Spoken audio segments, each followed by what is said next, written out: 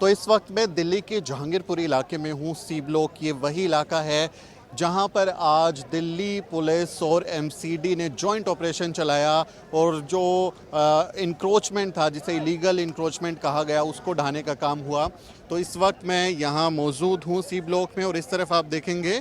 तो ये बैरिकेडिंग के पीछे मस्जिद और मंदिर है, और उसी एरिया में जो इंक्रोचमेंट को हटाने की कार्रवाई है वो की गई है। कुछ जो मेकशिफ्ट शेल्टर्स थे उनको गिराया गया, कुछ दुकानें, ठेले, छोटी मोटी दुकानें थी, उनको बुलडोज़र से ढाया गया। तो आज दिल्ली में जहांगीरपुरी में बुलडोज़र चलाया गया, और इस तरफ आप देखेंगे तो आपको दिखाई देगा कि अभी भी बड़ी संख्या में पुलिस बल तैनात है। पुलिस की ज़बरदस्त तैनाती की गई थी कि कहीं जहांगीरपुरी में जब ये कार्रवाई हो तो उसको लेकर कोई हिंसा, पथराव या इस तरह की बातें ना हों, क्योंकि देखा गया कि हनुमान जयंती के दौरान यहाँ जहांगीरपुरी में हिंसा भड़की, दोनों तरफ से पथराव हुआ और जो नफ़रत का माहौल बनाया गया था उसके बाद हिंसा हुई और उसको लेके कार्रवाई हुई। आप पीछे देखेंगे तो बैरिकेडिंग है और पुलिस उस तरफ लोगों को जाने नहीं दे रही है, लेकिन उसी एरिया में काफ़ी एनक्रोचमेंट को हटाने का जो काम है वो पुलिस के ज़रिए किया गया है। बड़ी संख्या में पुलिस बल मौजूद है, लेकिन अभी वहाँ जाने की इजाज़त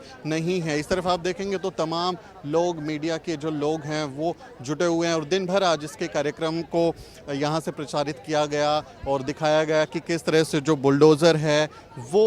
यहाँ इलीगल इंक्रोचमेंट के नाम पर जो निर्माण हुए थे उनको ढाया गया। लेकिन सवाल उठता है कि क्या ये जो कार्रवाई है वो सही है, क्या जो कार्रवाई की गई है उसकी वाकई में ज़रूरत थी, और वो भी जहांगीरपुरी में जो हिंसा भड़की थी उसके तुरंत बाद ये इस तरह की कार्रवाई करने का क्या मकसद था, क्या संदेश देने की कोशिश की गई थी, ये अपने आप में सवाल उठ खड़ा हुआ। आज जो पुलिस और एमसीडी की तरफ से जो कार्रवाई हुई, जॉइंट ऑपरेशन किया गया, उसको 2 घंटे के लगभग यहाँ पर बुलडोज़र चला, जो मेकशिफ्ट शेल्टर्स थे उनको गिराया गया, दुकानें थी उनको गिराया गया, और फिर सुप्रीम कोर्ट में इस बात की सुनवाई हुई थी। जो वहाँ पर मुस्लिम संगठन है उन्होंने याचिका दी थी कि इस पर रोक लगाई जाए। वहाँ पर पुलिस की कार्रवाई के खिलाफ, एमसीडी की कार्रवाई के खिलाफ सुप्रीम कोर्ट में सुनवाई हुई और सुप्रीम कोर्ट ने रोक लगा दी कि यहाँ पर स्टेटस को बनाए रखा जाए, अभी कोई भी इस तरह का जो निर्माण है उसको नहीं ढाया जाएगा, ये सुप्रीम कोर्ट ने कहा। लेकिन उसके बावजूद भी करीब 2 घंटे तक यहाँ कार्रवाई चलती रही और यहाँ पर जो बुलडोज़र है वो चलता रहा। वहाँ सुप्रीम कोर्ट ने आदेश दिया, लेकिन उसके बावजूद भी अधिकारियों ने कहा कि हमें अभी तक कोई ऐसा ऑर्डर नहीं मिला है। और आप इस तरफ देखेंगे तो ये जो आप देख रहे होंगे सामने, ये इस दुकान को गिरा दिया गया। इस दुकान के सामने जो भी एक कच्चा निर्माण किया गया था उसको ढा दिया गया, और इसी तरह से आगे से आप देखेंगे तो जो भी इस तरह के निर्माण किए गए थे, एमसीडी उत्तरी एमसीडी ने कहा कि भाई ये जो हैं सारे के सारे इलीगल हैं और इंक्रोचमेंट किया गया और इसको ढहाने की कार्रवाई की गई है। इस तरफ आप देखेंगे तो जो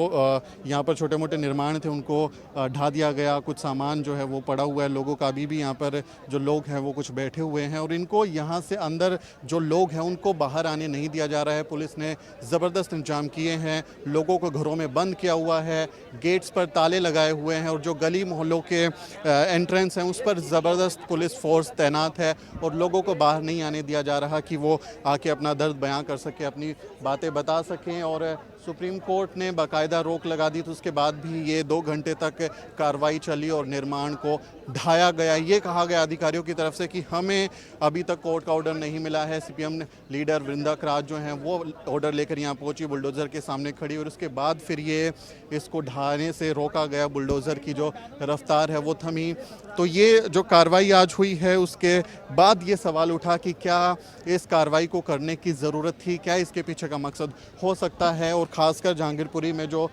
तनाव भड़का था, जो हिंसा भड़की थी, उसके बाद ये कार्रवाई क्यों हुई। और लोगों ने ये भी आरोप लगाया कि एक तरफा कार्रवाई हुई है, जानबूझकर चुन चुनकर उन लोगों को निशाना बनाया गया जिनके ऊपर एक तरीके से कहें कि आरोप मढ़ दिए गए या उनको आरोपी बनाया गया। खासकर मुस्लिम समाज और जो वंचित समाज है उसके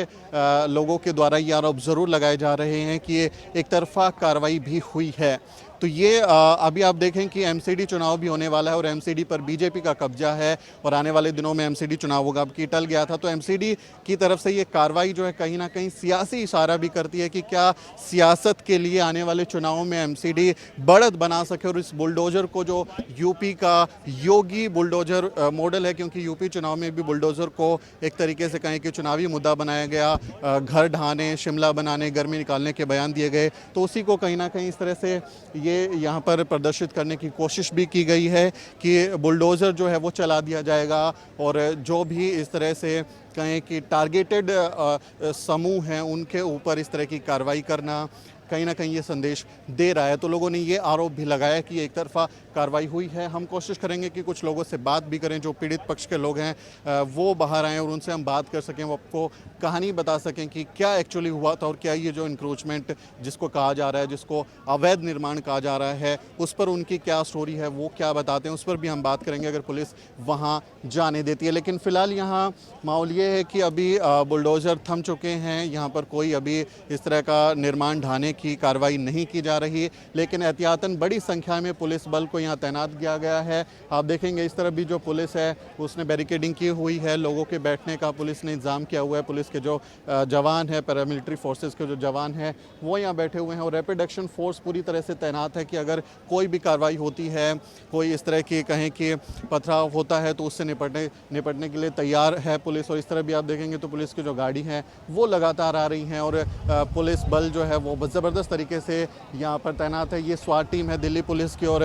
किसी भी इस तरह के अचानक हमले या फिर जो उपद्रव होता है उसको कंट्रोल करने के लिए ये जो स्वाट के जवान हैं वो स्पेशली ट्रेंड होते हैं। तो बड़ी संख्या में पुलिस के जो जवान हैं, पैरामिलिट्री फोर्सेस के जो जवान हैं वो यहाँ तैनात किए गए हैं। एमसीडी की तरफ से जो दिल्ली पुलिस को चिट्ठी लिखी गई थी उसमें 400 पुलिस जवानों की मांग की गई थी कि हमें ये कार्रवाई करनी है, करीब 400 पुलिसकर्मी हमें दिए जाएँ और उसको देखें तो यहाँ पर उससे भी ज़्यादा पुलिस की तैनाती है और पैरामिलिट्री फोर्सेस के जवान अलग से हैं। इसलिए फ़िलहाल यहाँ जो भी यहाँ के जो रेजिडेंट हैं, जो स्थायी निवासी हैं, वो अपने घरों में कैद हैं, उनको बाहर आने नहीं दिया जा रहा है। हम कोशिश करेंगे कि उनसे भी बात करें, उनकी कहानी भी आप तक पहुँचाएँ। फ़िलहाल यहाँ पर शांति है क्योंकि पुलिस का ज़बरदस्त पहरा है और लोग अपने घरों के अंदर हैं। आपका इस बारे में क्या कहना है, इस कार्रवाई के बारे में आप क्या सोचते हैं, वो कमेंट में ज़रूर लिखें और हमारे चैनल को भी ज़रूर सब्सक्राइब करें। मेरा नाम सुमित चौहान है और इस वीडियो स्टोरी में मेरी मदद करें मेरे सहयोगी मोहित। अगले वीडियो में मुलाकात होगी।